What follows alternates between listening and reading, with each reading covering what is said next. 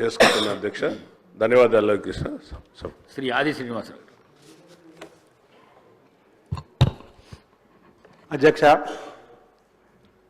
గృహజ్యోతి పథకం ఇందిరమ్మ రాజ్యానికి నిదర్శనంగా మనకు పల్లెల్లో కనిపిస్తుంది అధ్యక్ష.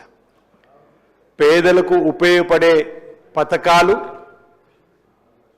మొదటి నుంచి కూడా కాంగ్రెస్ పార్టీ ప్రభుత్వం ఉన్నప్పుడే మనకు వచ్చినటువంటి సందర్భాన్ని గుర్తు చేస్తూ, ప్రధానంగా ప్రజాపాలన ఇందిరమ్మ రాజ్యం 2 సంవత్సరాల క్రితం వచ్చిన సందర్భం నుంచి ఈ 200 యూనిట్లు కరెంటు కాల్చుకునే వరకు మనకు ఉచితంగా కరెంటు అందిస్తున్నాం. కరెంటు బిల్లు కడతలేరు అధ్యక్ష.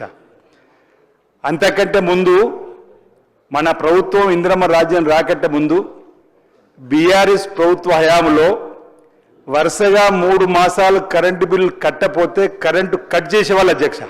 కరెంటు వాళ్ళు పోయి పేదలకు ఇబ్బందికరమైన పరిస్థితి వాతావరణం ఆ రోజు కరెంటు బిల్లు కట్టేటప్పుడు.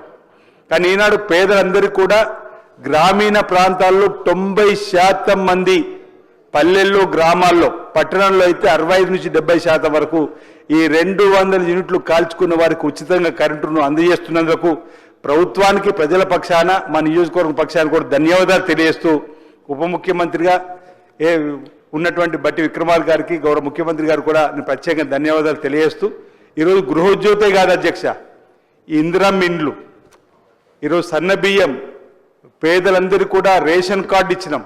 ఈరోజు గరీబీ అట్టాను నినాదం తీసుకొచ్చినటువంటి ఇందిరాగాంధీ గారి నాయకత్వంలో మనం ఏదైతే ముందుకు పోతా ఉన్నామో ఇలాంటి ప్రభుత్వం చల్లగా ఉండాలని చెప్పని ప్రజలు దేవుళ్ళని అందిస్తున్నారు అధ్యక్ష. ఈరోజు ఇండ్లు లేని అందరికీ ఇల్లు కట్టించే బృహత్తరమైన కార్యక్రమం ఆనాడు ఇందిరమ్మ ప్రారంభం చేసింది. ఇప్పుడు మధ్యలో 10 ఏళ్ళు డబుల్ బెడ్రూమ్ అన్నారు అధ్యక్ష. ఏ పల్లెల్లో ఏ గ్రామాల్లో ఒక డబుల్ బెడ్రూమ్ కూడా ఇవ్వని పరిస్థితి ప్రజలు గుర్తిస్తున్నారు అధ్యక్ష. ఈరోజు మన నియోజకవర్గం 3 లైన్ ఇల్లు ఇచ్చిన సందర్భంలో గృహనిర్మాణ శాఖ మంత్రులు పెద్దలు శ్రీనివాసరెడ్డి గారి నాయకత్వం కూడా జరుగుతున్నటువంటిది. ఈరోజు సన్న బియ్యం ఇచ్చే కార్యక్రమం కూడా మొదలుపెట్టినాం. రైతులు కూడా అధ్యక్ష రుణమాఫీ చేసినాం.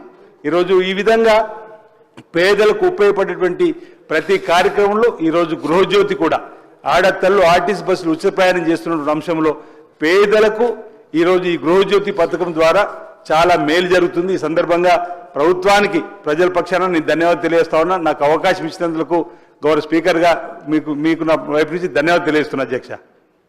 గౌరవ డిప్యూటీ సీఎం గారు.